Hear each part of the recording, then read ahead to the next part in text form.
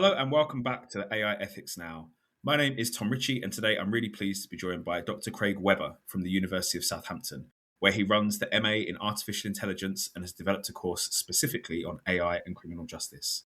Craig's work sits at the intersection of AI capabilities, evidence standards, and justice systems. And today we're exploring a growing concern: the use of large language models to analyse human behaviour and relationships, and what happens when the output is treated as reliable evidence. Craig, welcome to the podcast. Hi, Tom. Thank you for the invitation. It's good to be here. I wonder, Craig, what brings you to this conversation on AI ethics, please? Okay, so my route into this is through criminology rather than computer science, which I think gives me a different vantage point. I spent my career looking at how institutions from police, courts, youth justice agencies, and how they make decisions about people and how those decisions are legitimised. So the questions I've always asked are, for example, who gets to define risk, on what basis, and with what consequences for the person on the receiving end. AI hasn't changed those questions, but it has dramatically amplified the stakes and the speed at which answers to them can be operationalized. And if those answers are based upon biased data, then the consequences, as you can imagine, are profound. So my work on police culture, discretion, and youth justice has given me a grounding in how evidence gets constructed and used long before AI entered the picture. That's exactly why I think criminologists need to be at the table in these conversations, not just technologists and lawyers. I will say, however, my wife is a lawyer, so I'm not dissing lawyers or technologists.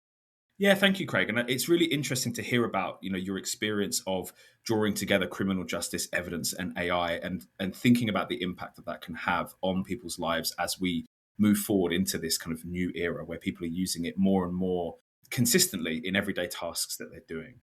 So I mentioned up top that you're a school lead for the MA in Artificial Intelligence at the University of Southampton and that you've developed your AI and criminal justice course.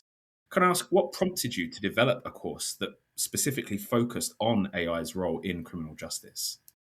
Yeah, thanks for that. I mean, I suppose in a very pragmatic sense, I was asked to do it and I thought I should engage with it because I found it extremely exciting and we hadn't done it. So the MA at Southampton is an online-only degree. It's part-time. It's across 2 years, and it's designed specifically for non-STEM students, so science, technology, engineering, and maths. Southampton has a particular claim to this space. The university is the home of what's called web science as a discipline.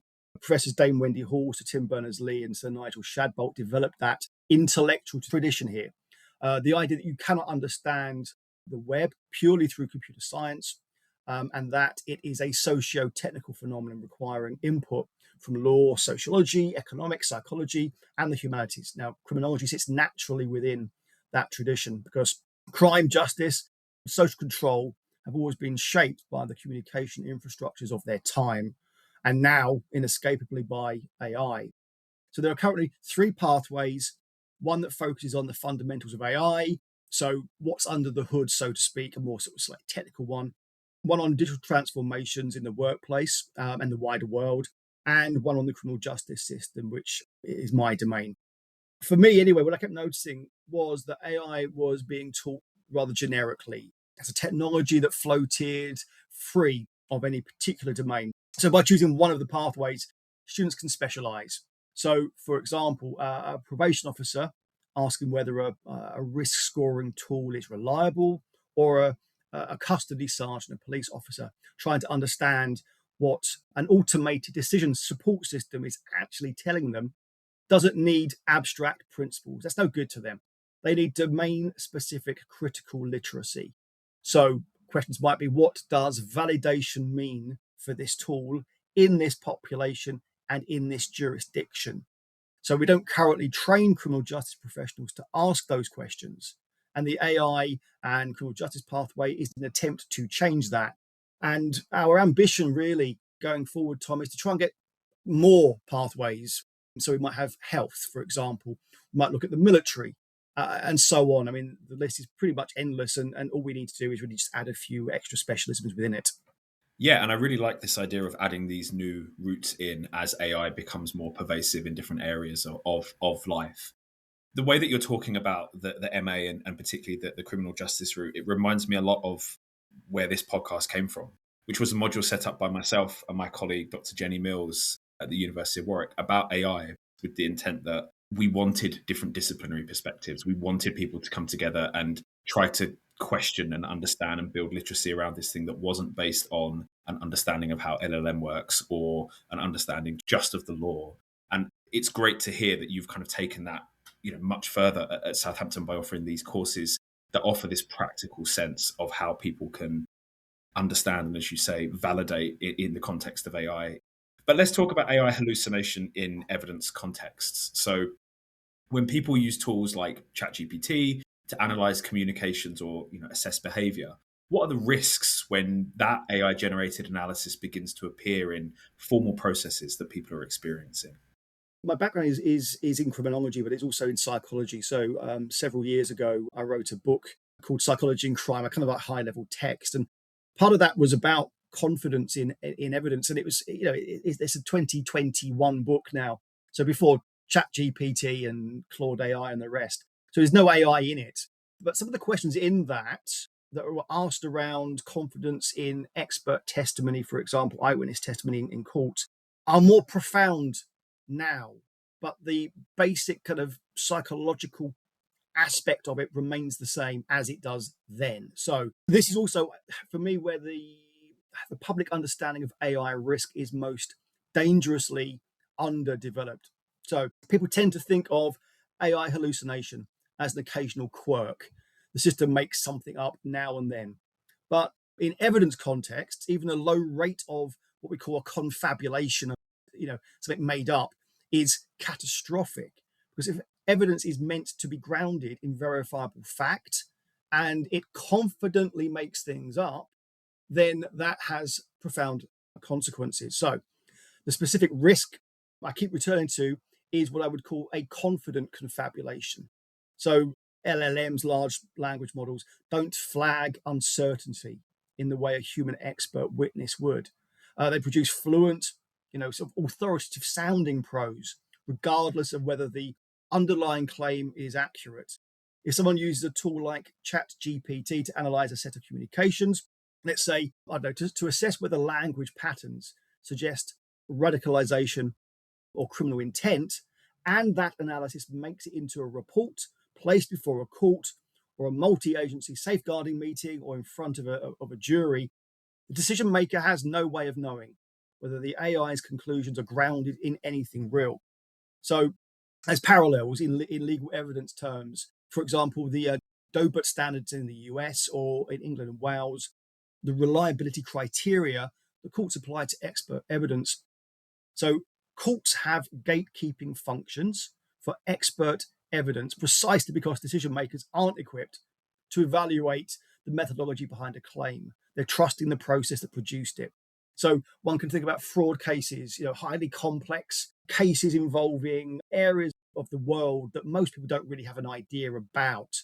AI-generated analysis currently sits outside those gatekeeping frameworks entirely. The final thing on this, there's also a laundering risk. Someone uses AI to generate an analysis, then paraphrases it into their own report, and the AI origin becomes invisible. The analysis has been given apparent human authority without any of the accountability that attaches to a human expert. So the two key words that I would always come back to throughout this entire question and debate around AI and evidence is legitimacy and accountability. So how legitimate is the content of what is being produced? And then when things go wrong, who is held to account? So they're my kind of two kind of watchwords that I will keep coming back to. And I think that they're two, really important things to focus on. And legitimacy and accountability don't just come up in this context with the use of AI. We talk about that with students using AI in their work, for example. But obviously, there's a much higher set of stakes when it comes to evidence contexts that people are contributing to. And I really like the term you use, confabulation, and this idea of confident confabulations. It's a phrase that I will definitely use more in future. I think it really lends itself to this idea of something that I've seen using AI, and I'm sure that you have through using LLMs as well, is that AI does sometimes just agree with you. If you ask it a question, it will just agree with what you're saying because it's a sycophant. I found when using large language models, you can put some information in and it will say, oh, yes, I completely agree with you on this. And then you can put completely contradictory point in and it'll go, oh, yeah, no, sorry, I completely agree with you on this now as well. And that risk, I think, is something that people don't quite realize the impact that can have, particularly when you then apply that to evidence contexts, as we've discussed. And that is something that you mentioned about this kind of AI literacy, this critical literacy of it earlier that your course helps with. And you can really then see why courses like yours exist and have to exist as well. It's a really good point. I like the idea of people pleaser. It really does have this kind of sense of the sycophant. You ask it a question, it answers it in the way it thinks you want to get the answer. Whereas your basic kind of Google search, where you say, I want to find out about the ethics of AI in criminal justice, you'll get a list, as you know, of different links that you can then go to. And of course, they are algorithmically placed on that page. The classic idea, we never go past the first page of Google, and some of those are promoted, paid for to be there. But at the same time, you can go to page 2 or page 3. You can go down some different rabbit holes and you can make your own mind up as to what the evidence is around whatever particular question that you have asked. Whereas generative AI doesn't do that typically. Some of it does, but most doesn't. It just comes back and says, well, here's the answer. So yeah, you're right. It is sycophantic. And then of course, you can just tweak it, as we often do. You say, yeah, but that's not quite right. It goes, yes, Craig, you're right. It wasn't quite right. Well, why'd you tell me then? But if you don't do the second part of that, if you don't go to Google page 2, then you get that dodgy, confident, authoritative output, which if you're not careful, that's why it's dangerous, that risk. If you're not careful, you then go down and accept that without question. And I think it comes back to that criticality and the ability, I have to be very careful with this phrase, but to almost think for yourself. And without going into how LLMs work, the way that word vectors are, where they are, you have connections between words, of course explains why you get hallucinations, because there are these assumptions that draw words together in how LLMs are essentially transforming that information. And they can lead to hallucinations, which I think brings us really nicely onto this next question about hallucination in evidence contexts from AI.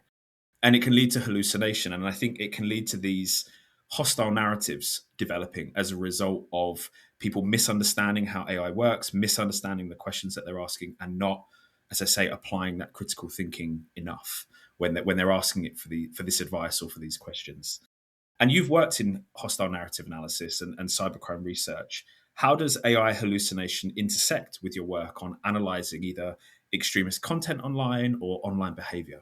Yeah, thank you. I mean, I'm working with several different people. And so we'll start with the hostile narrative. That was work that I did with Dr. Steve Anning. Hostile narrative analysis, which is identifying whether content is designed to incite, radicalize, or spread disinformation. It's inherently interpretive work. It's different from hate speech. So hostile narrative can be stories that are told that add up to something that can be harmful, as opposed to a derogatory term, a word being used. So that's the idea behind it. It kind of builds up over time. And it can be verbal, it can be a meme, it can be audio, and so on. So in other words, it requires contextual, cultural, and linguistic understanding that is genuinely difficult even for trained human analysts. So the risks when AI is introduced into that process isn't just that it might get the wrong answer, it's that it might get it wrong in systematically biased ways.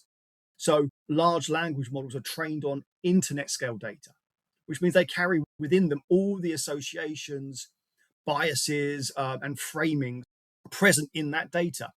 So when you ask one to assess whether a piece of content is extremist, you are asking it to produce a particular cultural reading of what extremism looks like, a cultural reading.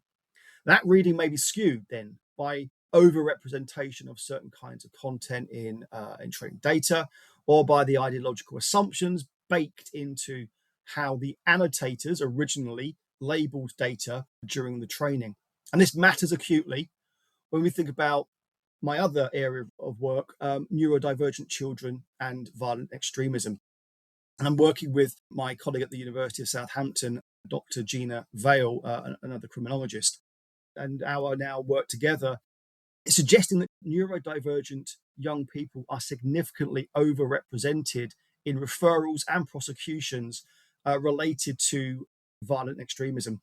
And absolutely clear here, this isn't because communication patterns or their intense or repetitive engagement with particular topics, the sometimes literal or unconventional expression can be misread as ideologically motivated when it isn't.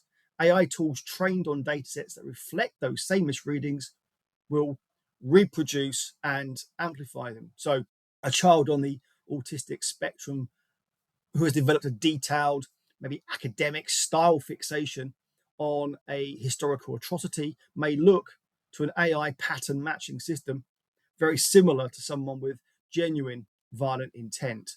So the consequence of getting that wrong, as you can imagine, are devastating for the child, for their family, and for the credibility of the counter-terrorism process itself.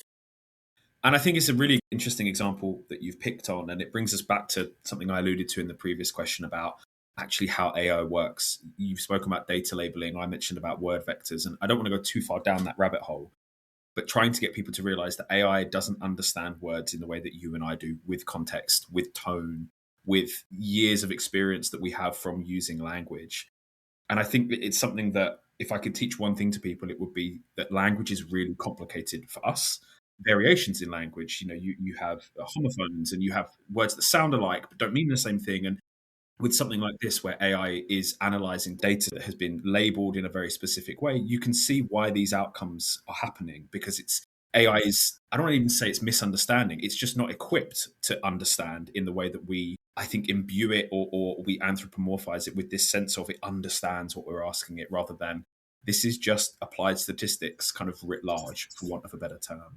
And from a criminal justice perspective, Craig, what parallels do you see between AI use in policing, courts, or investigations, and some of the broader issues of AI-generated evidence reliability? Okay, yeah. So for me, the thread running through all of this, from my perspective, is the question of what I rather sort of grandly call epistemic authority. Who or what gets to be a legitimate source of knowledge in a formal decision-making process, and on what basis? So, for example, and this is important, of course, within the kind of what we now call the post-truth world, where Kellyanne Conway, the first Trump administration's, what was she, the counselor, talked about alternative facts. We have alternative facts. We don't have alternative facts. That's just silly, but it's so important within this context of evidence reliability. So, for example, in criminal justice, courts have spent centuries developing rules of evidence that try to answer that question. So, hearsay rules, expert witness standards, disclosure obligations, the right to challenge evidence, for example. Now, those rules exist because adversarial testing is how we get closer to reliable accounts of what happened. AI generated analysis currently evades most of those tests. So let's take predictive policing tools as a useful example. So you may have heard of PredPol in the US, which is now Geolytica, or in the UK, early iterations of predictive policing in West Midlands Police. They were piloted here, and then there was significant pushback. Now, these generate risk scores for locations or individuals. If an officer acts on a risk score, so they stop a person, initiates some kind of surveillance, refers someone for investigation, the basis for that action is the algorithm's output. But the algorithm is typically commercially owned, as you know, and legally protected from disclosure. So you cannot cross-examine a black box. And we'll come back to my point about accountability and legitimacy on that, because when things go wrong, your black box and the company that owns it, what, are they accountable, or is it the police officer that used it? So courts and lawyers have long understood that probabilistic evidence, so statistics and risk assessments, can be systematically misunderstood by juries and decision makers. So the difference with AI-generated analysis is that it presents what is actually a probabilistic and uncertain inference, as though it were a factual conclusion. And that gap between, I don't know, how it looks and what it is represents a serious risk to the fairness of proceedings. And I think your point about predictive policing is an interesting one to bring up, because it's something where if you look into it, you can see the number of times that AI has led to bad outcomes for people, whether that's based on gender, race, or a different characteristic. This is something that people can misunderstand with AI, that it's not this other thing. It's just a reflection of us. It's a reflection of our knowledge that we've created using our own biases. And almost until we can begin to understand that, and then, as you say, start to approach, how do we regulate data? How do we regulate the black box? How do we crack open the black box and have a look at what's inside it, helping people make these decisions? But coming to the final question, Craig, to kind of draw this to a close, what steps do you think we can take to ensure a more positive future with AI whilst protecting evidence integrity and justice? I'm a criminologist, and as you can probably imagine, I see the world through a dark lens.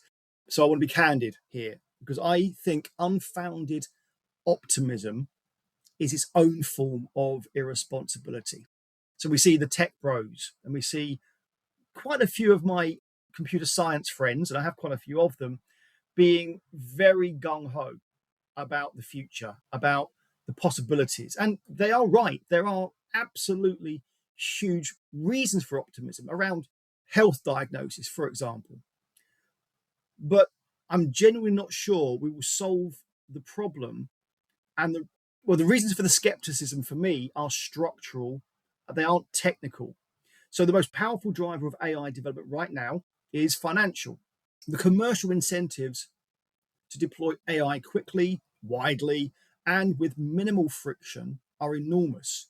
And those incentives don't align naturally with the slow, careful, contestable processes that evidence integrity requires. And we've seen this pattern before. With social media, the harms to democratic discourse, to children's mental health, to the integrity of public information were identified by researchers within the first few years of its widespread adoption.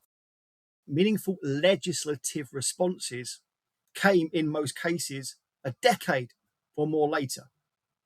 By that point, the business models were entrenched, the platforms were structurally embedded in daily life, and the political will to regulate them seriously had been consistently undermined by lobbying and by the ideological cover provided by those who framed any oversight as an attack on free expression. Now, that framing deserves scrutiny because it has been deployed in my view, bad faith. Some of the loudest voices claiming to defend free speech online have simultaneously used their platforms and increasingly the AI tools they control to suppress, ridicule, or algorithmically demote the people they disagree with. As an example, Grok is an instructive way to understand this. XAI's chatbot was explicitly positioned as a corrective to what Musk described as the liberal bias of other AI systems. But documented reporting and independent analysis has shown that its internal instructions have been manually altered, sometimes overnight, in response to Musk's personal frustrations to produce outputs more aligned with his political views. Again, example, February 2025, Grok 3's system instructions were found to contain a directive to ignore sources reporting that Musk or Trump spread misinformation. When asked politically sensitive questions, researchers found it would search for Musk's position on the topic before formulating its answer. This is not, therefore, a neutral tool. And none of them are, by the way. That's an example. This is an ideological instrument wearing the language of objectivity, which is precisely the kind of thing that makes it dangerous in evidence contexts. So what can we do given all of that? A few things remain worth fighting for. So requiring disclosure when AI tools are used in producing evidence or analytical reports is achievable and would cost the industry very little. So key here, resistance to it would be really revealing. Building domain-specific AI literacy into the training of criminal justice professionals means that at least the people closest to these decisions understand what they're looking at. ensuring that the people most likely to be on the receiving end of AI assisted decisions, who tend to be young, most marginalized, and least powerful, have a genuine say in how those systems are governed and challenged. That's not just good practice, it should be a basic requirement of legitimacy. And developing clear legal standards for the admissibility and disclosure of AI generated analysis, rather than waiting for the regulatory environment to catch up, that's what we're doing, is something the legal profession, as I said before, could move on now without waiting for Parliament here or Congress in America, which is never going to happen there anyway. So the ambition should still be that AI raises the evidentiary standard, that it makes human biases more visible and supports more transparent reasoning. But that outcome won't arrive on its own. And the financial and political forces currently shaping AI development are not, for the most part, as I see it right now, pointed in that direction. I think that's a really thoughtful way of sharing your vision of the future and trying to help people understand that we all have a role to play. I think that that's a big part of this, that we need to push back on our decisions to use AI in everyday contexts as well as wider ones as well. And a final thought from me that a colleague said to me yesterday was, we hear so much about how we need AI in all different walks of life. And they said, the reality, I think, is that AI actually needs us. If you look at the amount of money that these companies owe, they need a business model. And so they're trying to put it everywhere they can to find something that sticks, that they can then kind of latch onto and, for want of a better term, kind of get us hooked on, so that then we can't exist or do our jobs or study or whatever it is without AI. So thank you so much. Really amazing conversation. Have a lovely rest of the day, and I'll speak to you very soon. Thanks, Craig. Thanks, Tom. Cheers. Bye. Bye-bye.